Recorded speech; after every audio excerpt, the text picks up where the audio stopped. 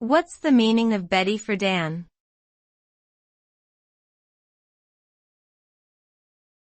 Betty Friedan.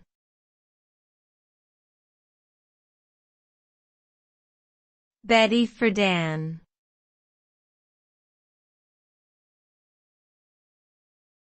Betty Friedan.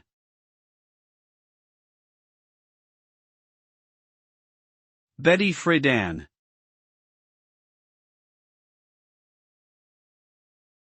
Betty Friedan was an American feminist writer and activist who is widely credited with sparking the second wave of feminism in the United States with her 1963 book, The Feminine Mystique.